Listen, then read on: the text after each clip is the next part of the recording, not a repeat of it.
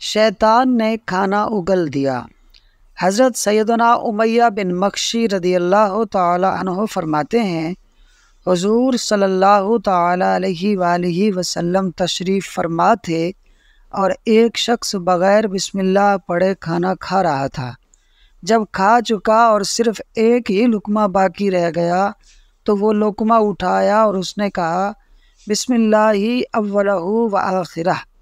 تاجدار مدینہ نے مسکرا کر ارشاد فرمایا، شیطان اس کے ساتھ کھانا کھا رہا تھا، جب اس نے اللہ کا نام لیا تو جو کچھ اس کے پیٹ میں تھا اس نے اگل دیا۔ میٹھے میٹھے اسلامی بھائیوں، جب بھی کھانا کھائیں یاد کر کے بسم اللہ پڑھ لیا کریں۔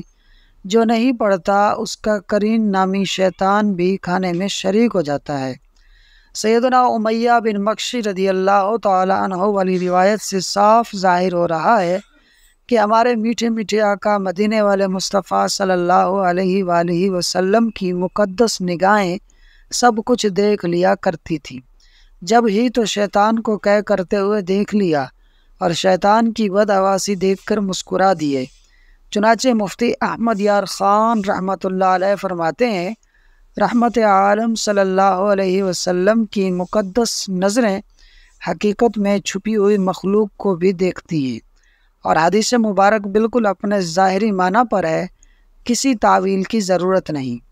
جیسے ہمارا پیٹ مکھی والا کھانا جبکہ مکھی اس میں موجود ہو قبول نہیں کرتا، ایسے ہی شیطان کا معدہ بسم اللہ والا کھانا ہضم نہیں کر پاتا۔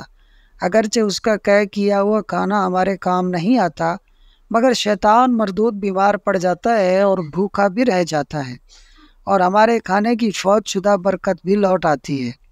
غرض یہ کہ اس میں ہمارا فائدہ ہے اور شیطان کے دو نقصان ہیں، اور ممکن ہے کہ آئندہ وہ مردود ہمارے ساتھ بغیر بسم اللہ والا کھانا بھی اس ڈر سے نہ کھائے کہ شاید یہ بیچ میں بسم اللہ پڑھ لے اور مجھے قے کرنی پڑ جائے۔ حدیث پاک میں جس آدمی کا ذکر آیا ہے غالباً وہ اکیلا کھا رہا تھا۔ اگر حضور اکرم صلی اللہ علیہ وسلم کے ساتھ کھا رہا ہوتا تو بسم اللہ نہ بولتا، کیونکہ وہاں تو حاضرین بسم اللہ بلند آواز سے پڑھتے تھے اور ساتھ والوں کو بھی بسم اللہ پڑھنے کا حکم دیتے تھے۔ الحمدللہ دعوت اسلامی کے سنتوں بھرے مدنی ماحول میں ایسی پیاری پیاری اور میٹھی میٹھی سنتیں سیکھی اور سکھائی جاتی ہیں۔ آپ سے التجا ہے کہ دعوت اسلامی کے ہر جمعرات کو مغرب کی نماز کے بعد ہونے والے قریبی اجتماع میں شرکت کریں۔ شکریہ۔